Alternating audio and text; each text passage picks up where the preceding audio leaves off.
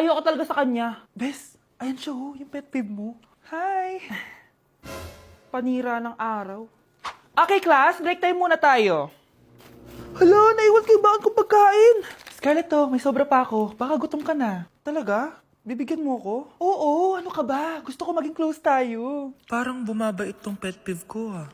Hala, may quiz pala tayo. Bes, sabay tayo mag-review mamaya, ha? Naku, sorry, Bes. Kakain kasi kami ng jowa ko mamaya. Di mo ba kaya mag-isa? Ano ba yan? Ako na lang, sabay tayo mag-review. Tsaka, may reviewer din ako dito, oh. Ayan na naman siya.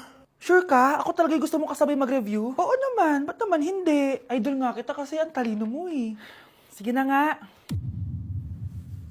Okay, class. Para sa activity natin today, pili kayo ng partner nyo. Best, partner tayo ah. Sorry na, best. Partner na kasi kami ng baby loves ko eh. Partner na kami ng baby loves ko eh. Tayo na lang yung partner, Scarlett. Ikaw na naman. Buti ka pa. Gusto mo ako makapartner. Ayan, perfect. Partner kayo ng pet peeve mo. Ha? Best, pet peeve mo pala ako? After mo siraan sa amin yan, BFF na kayo ngayon? Samantha! Samantha, magpapaliwanag ako. Oh, ba't nandito ka? Pet peeve mo ako, di ba? Umalis ka na. Oo, pet peeve kita. Dati. Kasi ang sungit mo sa akin eh. Tapos palagi mo ako iniinis. Alam mo kung bakit? Kasi gusto kita. Ha? Wala, never mind. Samantha!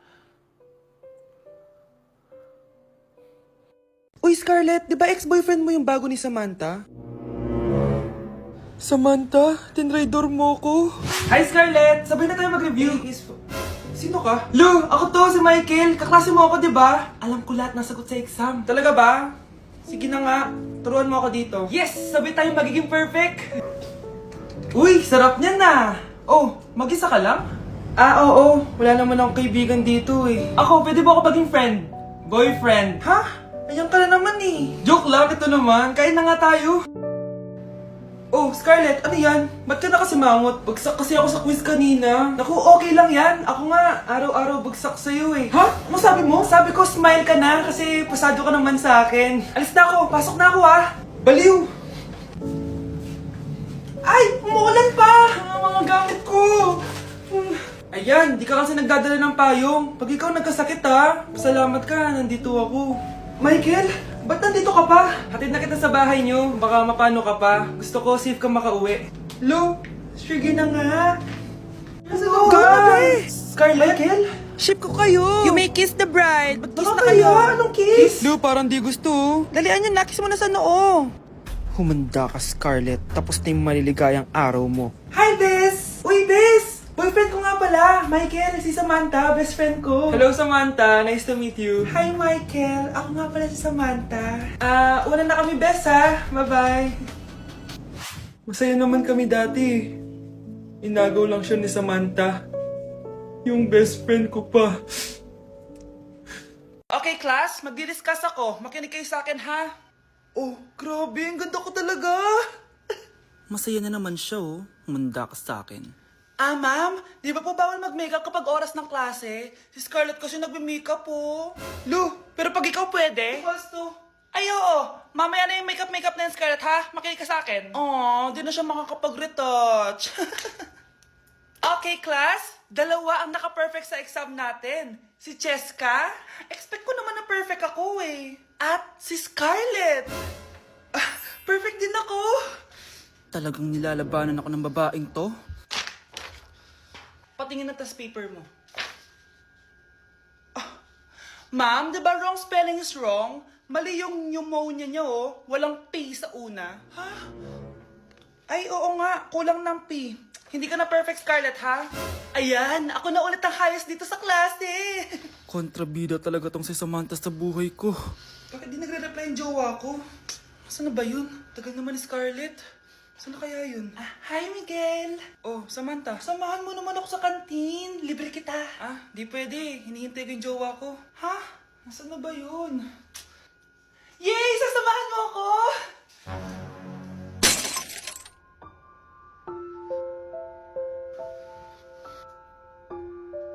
Ha? Wala naman ako sinabi! Scarlett? Mainis ka lang, dapat lang sa'yo. Lahat na lang kinukuha sa akin ni Samantha. Ibubunyag ko na yung sikreto ng pamilya niyo. Anak, kunin mo yung cellphone ko sa kwarto. May tumatawag ata. Sige po, Nay. Sabi cellphone ni nanay. Anak, bilisan mo naman. Ay, salamat naman, nakatae din. Scarlett, ba't nandyan ka? Eh, di ba pinukuha ko sa phone ko? Pinagsasabi mo, Nay. Kanina pa ako dito sa loob. Nay, ito na po cellphone niyo. Sino yan, Nay? Bakit kamukha ko? Teka lang, bakit dalawa kayong Scarlett?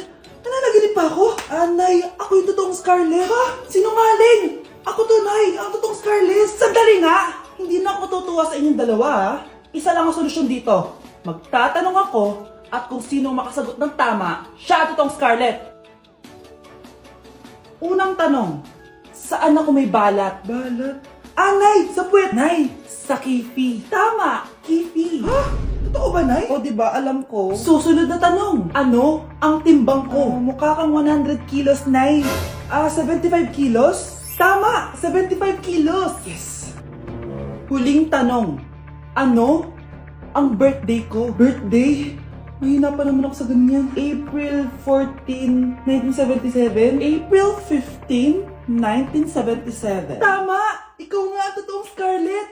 At ikaw, dahil talo ka, lumayas ka na dito, impostor! Ay! Sino ba kasing Scarlett na yun? Bakit kamukha ko siya? Anak, kilalang kilala mo talaga ako, no? Siyempre naman, Nay. Anak mo ko eh. Worth it lahat ng pagpaparetoke ko dahil sinira mo ang mukha ko noon. Ngayong napaniwala na kita, gaganti na ako sa'yo. Oh, galingan nyo sa school mga anak ha? Opo, Nay, gagalingan namin. Siyempre naman, Nay. Kami pa ba? O siya na, ingat kayo ha. Alis na kami, Nay. A few moments later. Hala, di ba siya yung babae may dalawang mukha? Kari, galingan mo ha. Ako na bahala sa sagot. Ay! Pumasok yung kaklase nating dalawa ang muka! Nakakatakot. May kaklase pala tayong abnormal. Mukhang alien. Kari, wag mo na silang patulan. Kapag ba may jowa si Kari, jowa na din ni Maya yun? Kari, hayaan mo na sila. Kari, kapag masakit ba ulo mo, masakit din ba ulo ni Maya? Aba, sobra na kayo ah! O anak, ba't nakasimangot ka? Binubuli nila kami sa school, Nay. Tinawag nila kaming abnormal. Mukha daw kaming alien, Nay. Mga anak, hindi kayo abnormal. Special kayo. Special kayo dito sa puso ko. Pero, Nay, ang dami nilang sinasabi sa amin. Ay, hindi na importante kung ano man sabihin nila. Ang importante, mahal ko kayong dalawa. Tandaan nyo lagi yan, ha? Mahal ka din namin, Nay. Opo, Nay. O siya na, matulog na kayo. Maaga pa yung klase nyo bukas. Sige, Nay, tulog na po kami. Good night, Nay. Good night, mga anak. Balang araw, malalaman niyo rin kung bakit kayo ganyan. Maya, huwag mo akong iiwan, na. Oo naman, Kari. Forever tayo magkasama. Good night, Maya. Good night, Kari. 1 hour later. Kari? Kari! Ay, Kari! Good morning, Maya. Maya? Ba't di ka nagsasalita? Maya! Anak, gumising ka na! Christmas party niyo na!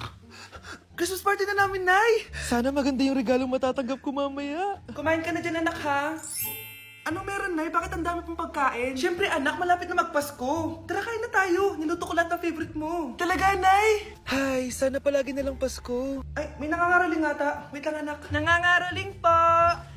Ang seselage awetan na witang hando sa nga ng Pasko magmalaba joy joy.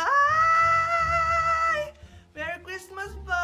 Galing mo naman. No, ito, 10 pesos. Ayan na. 10 pesos? Ang ganda ng boses ko tapos 10 pesos lang bibigay mo sa akin?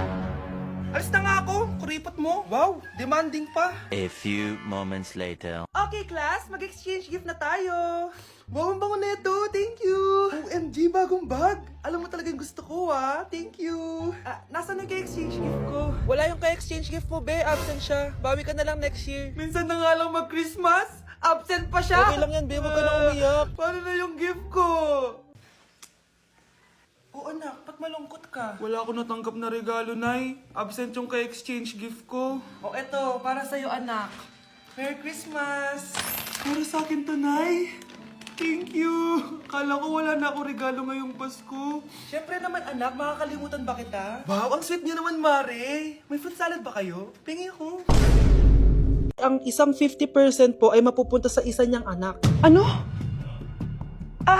Baka yan yung isa naming anak na nawala? Oo, sa amin na lang yan. Ako!